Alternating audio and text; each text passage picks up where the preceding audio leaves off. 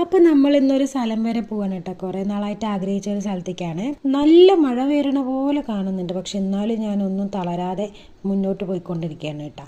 വേലി കിടക്കുന്ന വയ്യാവേലി എടുത്ത് തോളിൽ വെക്കുന്ന പോലെയാണ് കേട്ടോ ഞാൻ പറഞ്ഞ കഥ. എന്നും പോണ പോലെ ബസ്സിൽ തന്നെയാണ് പോയത്, പക്ഷെ എനിക്ക് ഗ്ലാസ് ഇട്ട ബസ്സിൽ പോയി ഛർദ്ദിക്കാൻ വരുന്നേ. അങ്ങനെ നമ്മൾ ആ ഉദ്ദേശിച്ച സ്ഥലത്തേക്ക് എത്തിയിരിക്കുകയാണ് ഗൈസ്. അവിടെ കയറി ഇരുന്നപ്പോഴാണ് ആ സത്യം ഞാൻ മനസ്സിലാക്കിയത്. ഒരാളും നമ്മളെ തിരിഞ്ഞു നോക്കുന്നില്ല.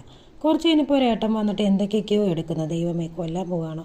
ഞാനിപ്പോൾ എന്താ ചെയ്യുക, ഏതാ ചെയ്യുന്നത്, എനിക്ക് ഓടണോ, ഒന്നും തന്നെ അറിയാണ്ട് ഞാൻ എന്തൊക്കെയോ കാട്ടിക്കൂട്ടുന്നുണ്ട്. കുറേ ചിരിക്കുന്നുണ്ട്, കുറേ വീഴുന്നുണ്ട്, എന്താണെന്ന് അറിയില്ല.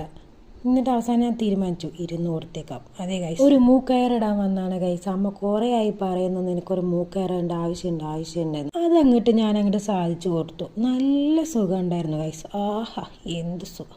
കണ്ണാടി നോക്കിയപ്പോൾ വാവ്, ഞാൻ സുന്ദരി. ആ വേദനയൊക്കെ പമ്പ കടന്നു ഗൈസ്. നല്ല രസമുണ്ടായിരുന്നു. ആ ചേട്ടൻ എന്തൊക്കെയൊക്കെയോ പറയുന്നുണ്ടായിരുന്നു, എൻ്റെ മണ്ടയ്ക്ക് ഒന്നും കയറിയില്ല. അപ്പോഴാണ് എനിക്ക് പെട്ടെന്നൊരു ബൾബ് എത്തിയത്. മൂക്കിൽ മാത്രമായിട്ട് എന്തിനാ ബാക്കി വെക്കുന്നത്, ചെവി കൂടി നിറച്ചേക്കാന്ന്. നിങ്ങൾ വിചാരിക്കും ഈ പെണ്ണിന് എന്താ പ്രാന്തായി പോയാന്ന്. പക്ഷെ ഇതൊക്കെ ഇപ്പോഴല്ലേ നടക്കുകയുള്ളൂ. കാതിൽ എനിക്ക് അടിച്ച് ശീലമുള്ളതിൻ്റെ കാതിൽ അത്ര വേദന തോന്നിയില്ല ഗൈസ്. മൂക്കിൽ പക്ഷേ നല്ല സുഖം ഉണ്ടായിരുന്നു. അത് വീടെത്തിയതാണ് അതിൻ്റെ ബാക്കി അറിഞ്ഞത്. എങ്ങനെയുണ്ട് മൂക്ക് കുത്തി?